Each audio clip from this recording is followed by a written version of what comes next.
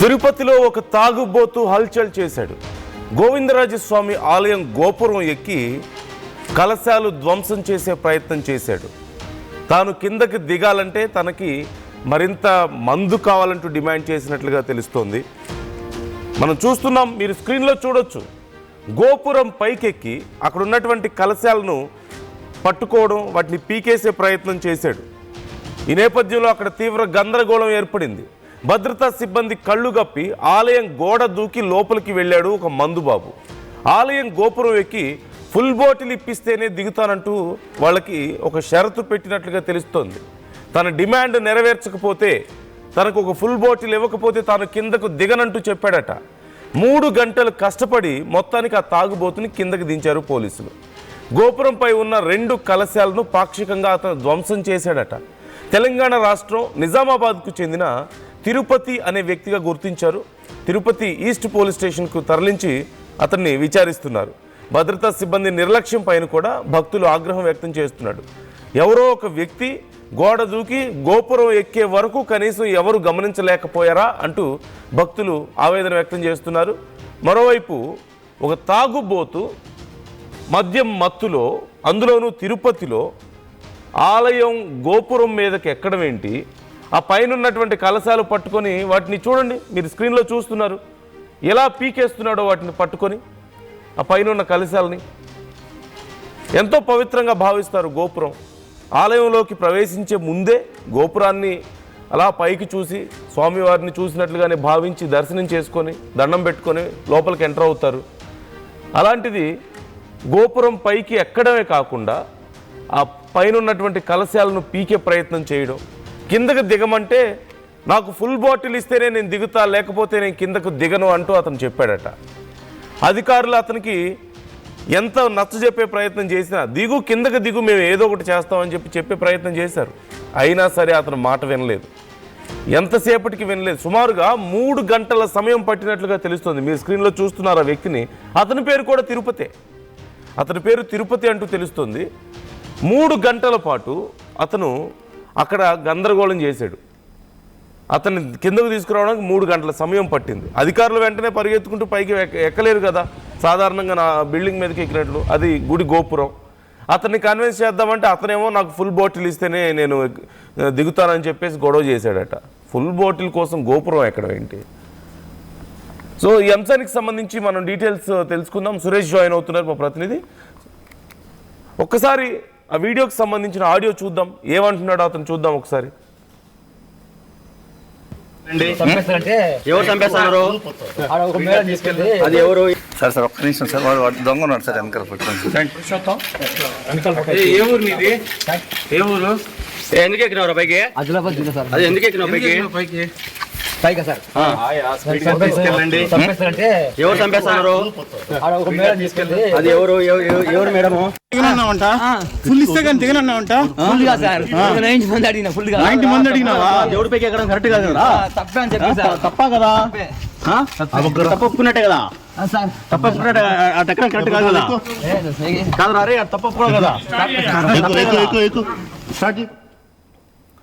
So అతను చూస్తున్నారు కదా, ఎందుకు ఎక్కావంటే 90 మంది కావాలని చెప్పి మాట్లాడుతున్నాడు. అతనే చెప్తున్నాడు నేను ఇలా ఎక్కానని. కాకపోతే అతని బిహేవియర్ చూస్తుంటే కొంచెం అనుమానాస్పదంగా ఉంది. అతనికి ఏమన్నా మానసిక సమస్యలు ఉన్నాయేమో అనే అనుమానం కలుగుతుంది. అతని మాట తీరు కానీ అతని బిహేవియర్ కానీ సహజంగా 3 గంటల సేపు, ఒకవేళ మద్యం తాగినా 3 గంటల సేపు ఆ మత్తులో ఉండడం అనేది సహజంగా ఉండదు, తగ్గుతుంటుంది. అట్ ది సేమ్ టైం అంత హైట్లో ఉండడం, చుట్టూ పోలీసులు ఉండడం, ఆ భయంలో ఇంకా తొందరగా నార్మల్ అయ్యే అవకాశాలు ఉంటాయి. ఒకవేళ కిందకు వచ్చి ఆఫ్టర్ 3 అవర్స్ కిందకి దిగినప్పటికీ కూడా అప్పటికే పూర్తిగా మద్యం మత్తుల నుంచి బయటకు వచ్చి ఉండాలి. ఖచ్చితంగా పోలీసులు పట్టుకుంటే ఎంతో కొంత భయం కనిపిస్తుంది అతనిలో. కానీ ఇక్కడ ఆ వ్యక్తిలో ఆ భయం ఏం కనిపించడం లేదు. చాలా సాధారణంగా నవ్వుతూ కొంత క్రేజీగా కనిపిస్తున్నాడు వ్యక్తి. డీటెయిల్స్ తెలుసుకుందాం. సురేష్ జాయిన్ అవుతున్నారు, మా ప్రతినిధి. సురేష్, అసలు ఏం జరిగింది అక్కడ? ఆ వ్యక్తి చూస్తుంటే కొంచెం డిఫరెంట్గా కనిపిస్తున్నాడు, అంటే మానసికంగా ఏదో సమస్య ఉన్నట్లుగా కనిపిస్తున్నాడు. He is not normal. So details ఎలా ఉన్నాయి? ఏదైతే నేను చెప్పినట్టుగా గోవిందస్వామి గుడి ఆలయంలో గత రాత్రి 11:30 గంటల సమయంలో ఒక అగంతకుడు గోవిందస్వామి గుడి ప్రధాన గోపురం వద్దకు పైకి ఎక్కడం జరిగింది. అయితే అక్కడ ఉన్నటువంటి సెక్యూరిటీ కూడా ఎవరు పూర్తిస్థాయిలో ఇతను లోపల ప్రవేశించినప్పుడు గుర్తించుకోవడంతో ఒక్కసారిగా ఇతను ఒక గోడ దూకి లోపలికి వెళ్ళేటువంటి ప్రయత్నం చేసి పూర్తిగా ఆ గోపురం పై వరకు కూడా ఏదైతే మనకు ఆ కల్స్యం ఆ యొక్క ఇవి ఉంటాయో వాటి వరకు కూడా పైకి ఎక్కినటువంటి పరిస్థితి. అయితే అతని మాటలు వివిధ రకాలుగా కూడా అతను మాట్లాడుతున్నటువంటి పరిస్థితి ఉంది. మానసిక స్థితి బాగాలేదా లేకపోతే ఎందుకు ఎక్కాడు అన్న కోణంలో మాత్రం పోలీసులు దర్యాప్తు చేస్తున్నారు. అయితే అక్కడ ఉన్నటువంటి అధికారులు మాత్రం పూర్తిగా నిర్లక్ష్యం మాత్రం చాలా పొట్టొచ్చట్టు కనబడుతుందని చెప్పాలి. ఎందుకంటే గోవిందస్వామి గుడి ఆలయం అనేది చాలా ప్రధానమైనటువంటి ఆలయం. ఈ స్థాయిలో లోపలికి వెళ్ళి పైకి ఎక్కి అంత గోపురం అంత హైట్ ఉంటుంది, అంత ఎక్కేంత వరకు కూడా గుర్తించుకోవడం అనేది మాత్రం మరి నేను చెప్పాలి.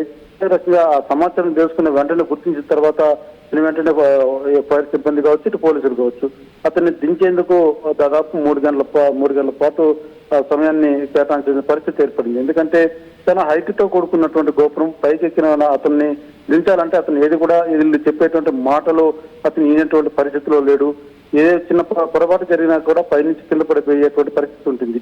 ఈ నేపథ్యంలోనే ఫైర్ సిబ్బంది కావచ్చు, ఇటు పోలీసులు కావచ్చు, చాలా సేపు వరకు ప్రయత్నించి ఒక తాళ్ళు సహాయంతో నిచ్చెన వేసుకొని అతను పూర్తి స్థాయిలో పట్టుకొని మాత్రం అదుపులో తీసుకున్నటువంటి పరిస్థితి. అయితే జరిగినటువంటి సంఘటన మాత్రం ఒక్కసారిగా ఉలిక్కిపడైనటువంటి పరిస్థితి ఏర్పడిందని చెప్పాలి. ఎందుకంటే గోవిందస్వామి గుడి ఆలయంలోకి స్వామివారికి ఏదైతే ఆలయం క్లోజ్ చేసిన తర్వాత గుర్తు తెలియని వ్యక్తి లోపలికి వెళ్ళడం, ఎలా వెళ్ళాడు, అంత భద్రత ఉంటుంది, ఎలా వెళ్ళాడు అన్నది మాత్రం ప్రశ్నార్థకంగా మారింది.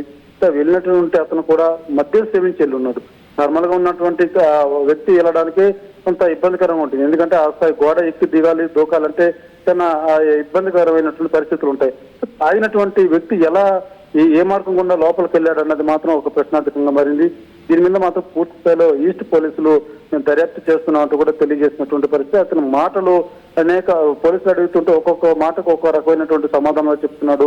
నాకు మందు కావాలి అందుకోసం ఎక్కానని తను ఒకసారి అంటున్నాడు, మరొకసారి నన్ను వేరే వాళ్ళు చంపేందుకు ప్రయత్నిస్తున్నారు అందుకు ఎక్కానని తని మరొక మాట చెప్తున్నాడు. అనేక మాటలు అయితే వినడానికి అతను ఒక మానసిక స్థితి సరిగా లేకుండా వెళ్ళినట్టుగా కూడా పోలీసులు అయితే భావిస్తున్నారు. అయితే లోపలికి వెళ్ళేంత వరకు కూడా భద్రతా సిబ్బంది ఏం చేస్తున్నారు అన్నది మాత్రం ప్రధానమైనటువంటి అంశం. ఈ నేపథ్యంలోనే టీటీడీ అధికారులు కూడా పూర్తి స్థాయిలో విచారిస్తున్నటువంటి పరిస్థితి మాత్రం నెలకొంది. Right thank you Suresh, thanks for the details. అతను ఆ పైకి ఎక్కి గోపురం మీదకి ఎక్కి నాకు మందిస్తే నేను కిందకి దిగి వస్తా, లేదంటే కిందకి దిగిరాను అన్నాడు. సరే కిందకి దిగిరా మేము ఇస్తామని చెప్పేసి అధికారులు అతను ఏదో ఒక రకంగా కొంత మాయ చేసే ప్రయత్నం చేసినా అతను 3 గంటల పాటు అక్కడ పెద్ద డ్రామా జరిగింది. ఓ పక్క అధికారులు ట్రై చేస్తున్నారు అతను కిందకు తీసుకురావడానికి, మరో పక్క భక్తులందరూ అక్కడ గుమిగూడి ఆందోళన వ్యక్తం చేయడం. అలా గోపురం మీదకి ఎంతో పవిత్రంగా భావించే గోపురం కదా స్వామివారి ఆలయం, గోపురం మీదకి ఎక్కడం అంటే అది చిన్న విషయం కాదు. ఖచ్చితంగా భక్తులు ఖచ్చితంగా ఆందోళన వ్యక్తం చేస్తున్నారు ఈ విషయంలో. అతని మీద చర్యలు తీసుకోవాలంటున్నారు. కానీ అతని కండిషన్ చూస్తేనేమో అతను నార్మల్గా లేడు, కొంత మానసికంగా ఏదో సమస్య ఉన్నట్లుగా కనిపిస్తున్నాడు. ఎందుకంటే మనం ఇంతకుముందు మాట్లాడుకున్నట్లుగా ఒకవేళ మద్యం మత్తులో ఉన్నా అంతసేపు అదే మత్తులో ఉండడం కష్టం. 3 గంటల సేపు అధికారులతో అలాగే ఉన్నాడట. కిందకి దించిన తర్వాత కూడా నాకు మందు కోసం ఎక్కానని ఒకసారి మాట్లాడుతున్నాడు, మరొకసారి ఏమో నన్ను ఎవరో నా ప్రాణాలు తీయడానికి ట్రై చేస్తున్నారు, అందుకే నాకు థ్రెట్ ఉంది, అందుకే నేను పైకి ఎక్కి కూర్చున్నానని చెప్పి మాట్లాడుతున్నాడు. ఇవన్నీ ఒక ఎత్తు అయితే అలా ఇష్టం వచ్చినట్లుగా గోపురం ఎక్కడం అనేది కూడా తప్పు. సామాన్యంగా స్వామివారి భక్తులు ఎవరు అలా చెయ్యరు. అతను ఖచ్చితంగా మానసికంగా ఏదో సమస్యతో బాధపడుతున్నట్లుగా అర్థమవుతుంది. సో ఇందులో మీ అభిప్రాయాలు ఎలా ఉన్నాయి? అంశానికి సంబంధించి అతని మీద విచారణ చేస్తున్నారు, చర్యలు తీసుకునే అవకాశాలు కనిపిస్తున్నాయి. వాళ్ళ కుటుంబానికి సంబంధించి డీటెయిల్స్ తీసుకొని వారిని కాంటాక్ట్ చేసి వారితో కూడా మాట్లాడే అవకాశాలు చాలా క్లియర్గా కనిపిస్తున్నాయి. అండ్ కొంతమంది కామెంట్స్ చేస్తున్నారు, రామకృష్ణ కామెంట్ చేస్తున్నారు అతన్ని వదలకూడదు అని చెప్పి, చర్యలు అయితే తీసుకోబోతున్నారు. ఇక వెంకటేశ్వర రెడ్డి పి కామెంట్ చేస్తున్నారు, భారతదేశంలో శాంతి భద్రతలు తక్కువగా ఉన్న రాష్ట్రం ఆంధ్రప్రదేశ్, ఆస్కార్ అవార్డు కేంద్ర ప్రభుత్వం ఆంధ్రప్రదేశ్ ప్రభుత్వానికి సిఫార్సు చేసిందా? Okay. Venkateswara Reddy again comment చేస్తారు, సంపద సృష్టి చిన్న తరహా పరిశ్రమ క్రింద ప్రతి ఇంట్లో మద్యం తయారీ పరిశ్రమ. ఓకే, గవర్నమెంట్ని అక్కడ విమర్శిస్తున్నారు శాంతి భద్రతలు కరువు అయ్యాయని చెప్పేసి. సో మీ అభిప్రాయాలు ఎలా ఉన్నాయి ఈ అంశానికి సంబంధించి కామెంట్ చేసే ప్రయత్నం చేయండి. మరొకసారి నేను క్లియర్గా అక్కడ మీకు వీడియో చూపిస్తున్నాను. And I would like to show you that again మరింత క్లియర్గా. ఆడియో ఒకసారి విందాం. ఏ ఊరు నీది? ఏ ఊరు? ఎందుకు ఎక్కినావు పైకి? ఆదిలాబాద్ జిల్లా సార్. అది ఎందుకు ఎక్కినావు పైకి? పైగా సార్ తీసుకెళ్ళండి. చంపేస్తారంటే ఎవరు చంపేస్తున్నారు? ఆడ ఒక మేడం తీసుకెళ్ళి అది ఎవరు మేడము? దిగనన్నావంట ఫుల్ ఇస్తే కానీ దిగనన్నావంట ఫుల్ గా సార్ 90 మంది అడిగిన ఫుల్ గా 90 మంది అడిగినావా దేవుడి పైకి ఎక్కడం కరెక్ట్ కాదు కదా? తప్పే అని చెప్పి సార్ తప్ప కదా? తప్పు ఒప్పుకున్నట్టే కదా? సార్ తప్పు ఒప్పుకున్నట్టే అటు ఎక్కడం కరెక్ట్ కాదు కదా? కాదు రా రే, అది తప్పు ఒప్పుకోవాలి కదా? సార్ ఒక్క నిమిషం సార్ వాడు దొంగ ఉన్నాడు సార్ వెనకాల. చరిత్ర సృష్టించినోడు ఇప్పుడు ఆ చరిత్రని తిరగరాయబోతున్నాడు. అబద్ధాల గోడల్ని బద్దలు కొట్టి నిజాలను రాగా మీ ముందుంచబోతున్నాడు. నిజమైన వార్తల కోసం వెంటనే డౌన్లోడ్ చేసుకోండి రా యాప్ని.